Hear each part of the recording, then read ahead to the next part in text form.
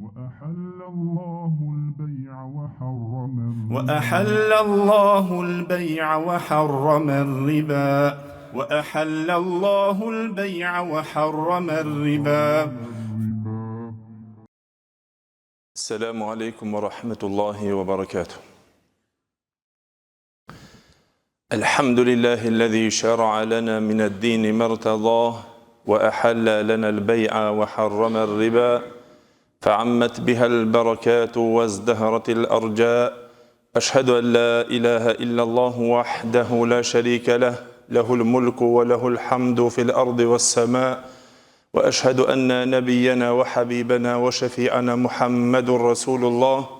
إمام المرسلين وخاتم النبيين وصفوة خلق الله أجمعين. نشهد بأنه بلغ الرسالة وأدى الأمانة ونصح الأمة وكشف الله به الغمة وجاهد في الله حق الجهاد حتى أتاه اليقين. فصلوات الله وسلامه عليه وعلى آله وصحابته والداعين بدعوته والعاملين بسنته بإحسان إلى يوم الدين وبعد. Gjithë falënderimet dhe lavdërimet I takojnë Allahut Gjelle Gjelaluhu. Salavatet dhe selamet I dërgojmë të dashmurit ton Muhammedit sallallahu alaihi wasallam, familjes së tij, shokëve të tij dhe gjithë ata të cilët pasojnë rrugën e tyre me të mirë deri në ditën e gjykimit. Të nderuar vëllezër, vazhdojmë me temën tonë të hapur në shitblerjen dhe tregtinë, ku jemi në shpjegimin e disa parimeve kryesore në të cilët lidhet një kontratë dhe një shitblerje bëhet valide dhe bëhet e vlefshme, me të cilët thamë se ajo I përmban 3 shtyllat kryesore. Na shpjeguam në dersin e kaluar për kushtin e parë të shtyllës së parë, e cila është padyshim se shtylla e cila e përbën një kontratë dhe një shitblerje, edhe e bën të vlefshme ato,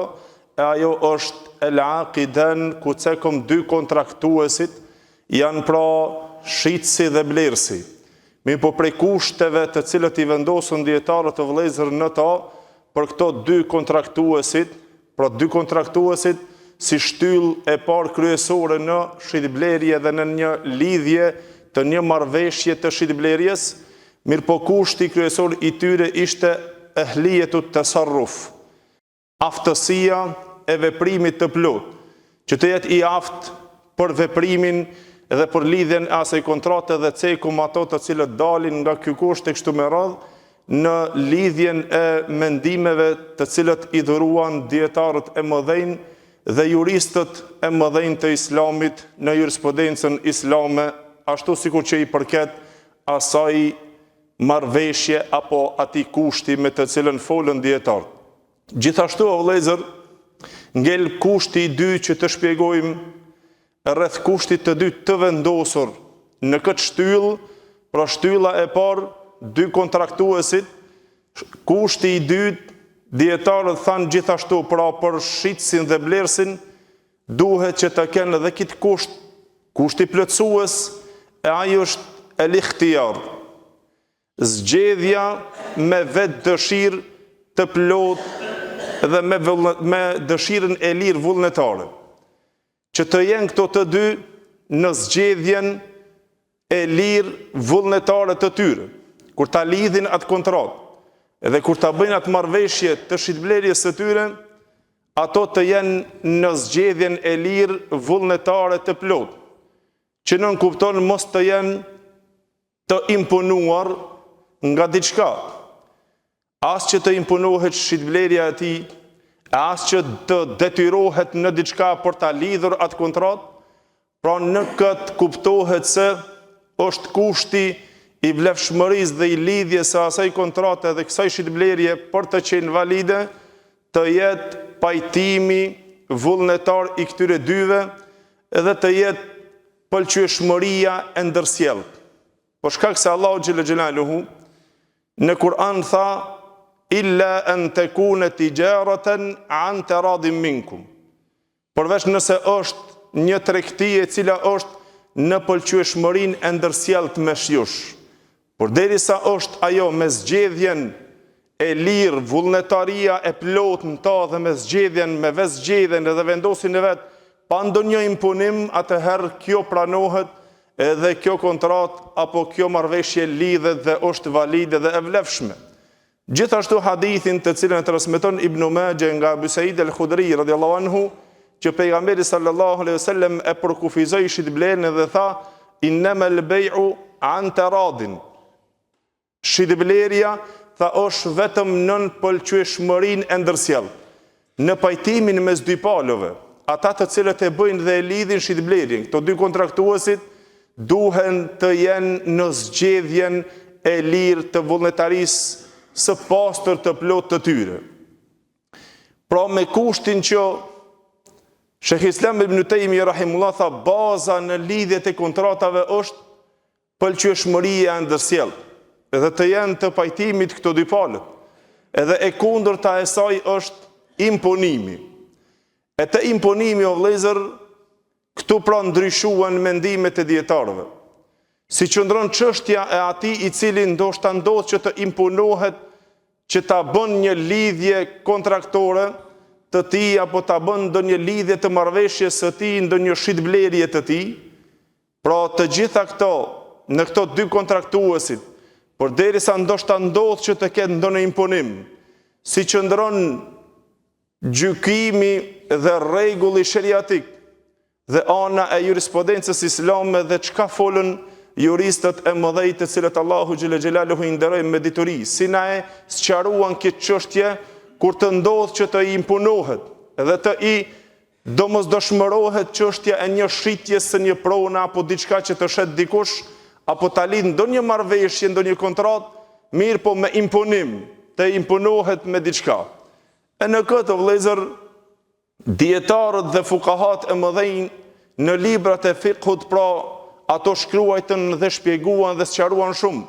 që neve na duhet që na ta kuptojmë, por derisa e kuptojmë pikën kryesore, thelbi e cila duhet ta kuptojmë është se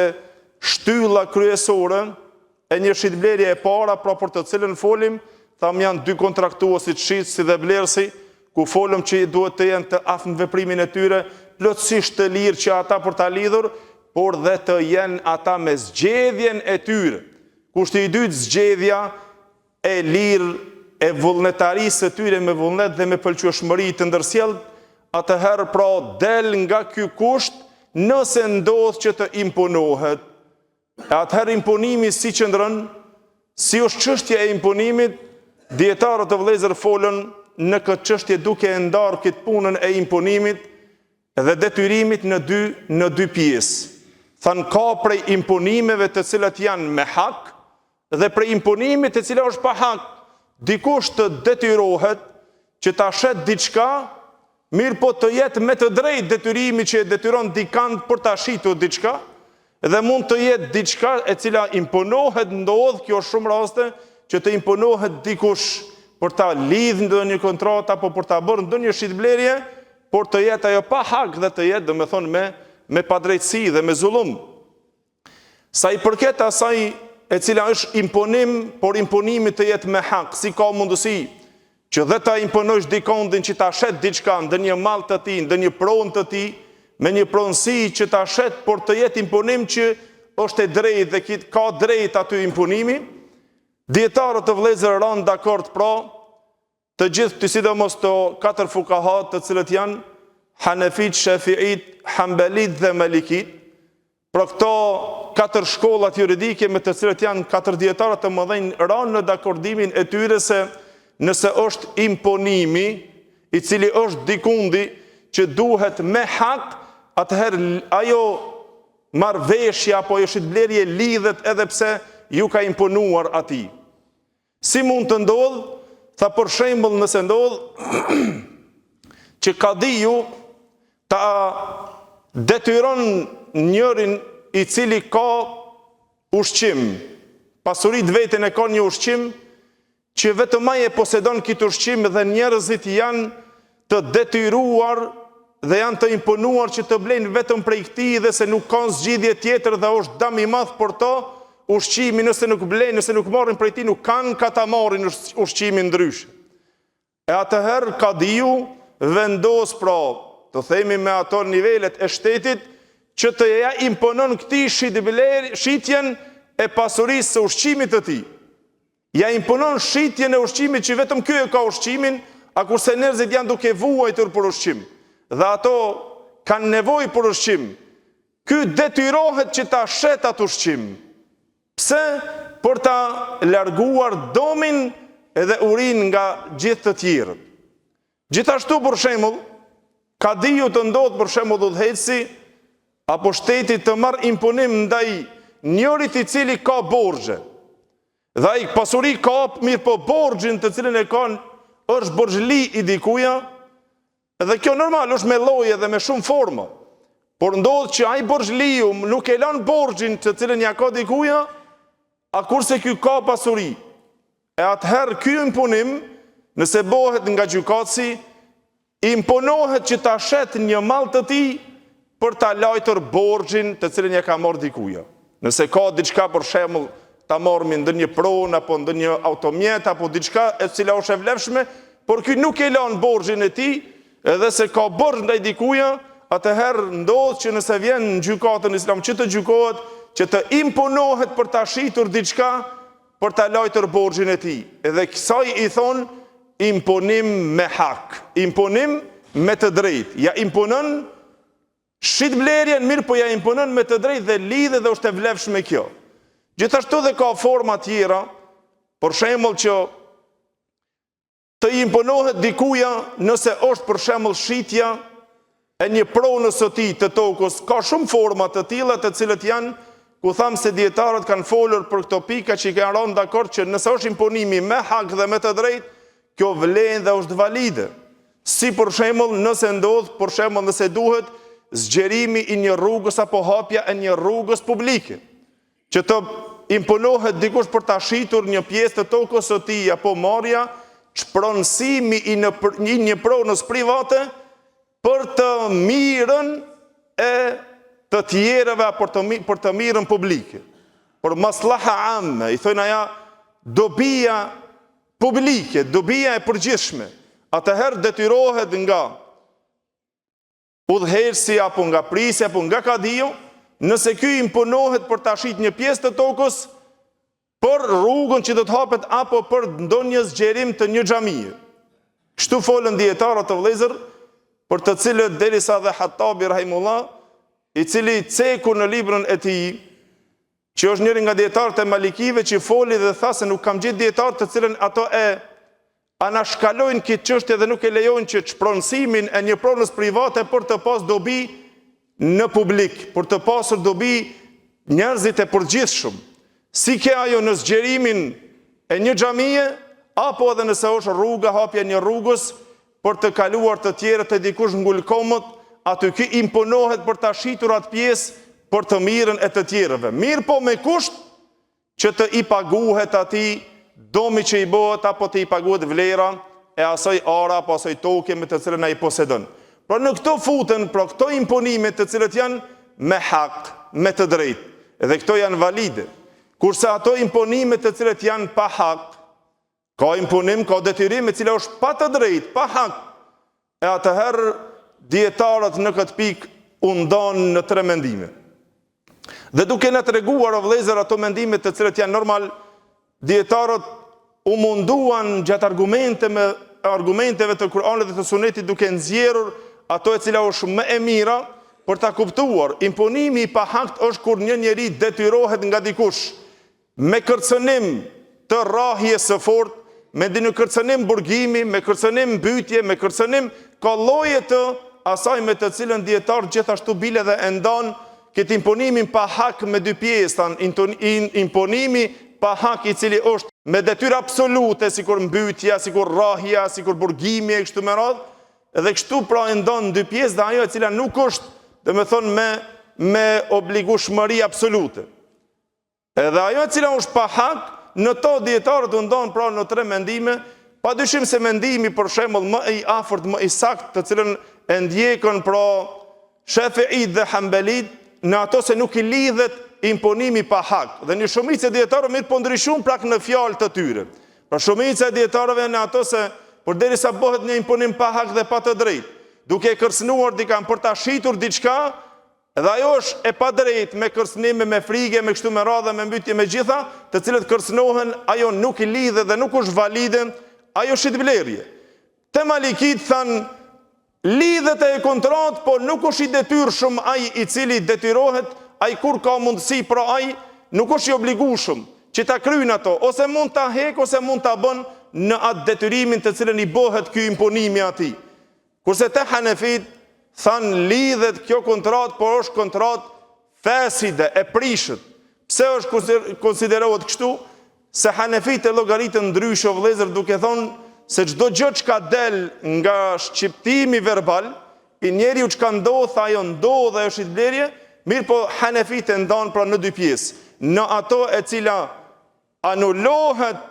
ajo shitblerje dhe është fesit, dhe me thonë mund të ndodh jahtamil el fesk, që mban anulim ose që nuk mban anulim. Për atyre të cilët mban anulim, thanë sikur që është shitja, apo sikur që është qiraja, ti mund të imponohesh që ta jep me qira dikur, mirë, por në moment që e ka shitur diçka, apo e ka dhënë me qira, tha kur të lirohet, apo kur të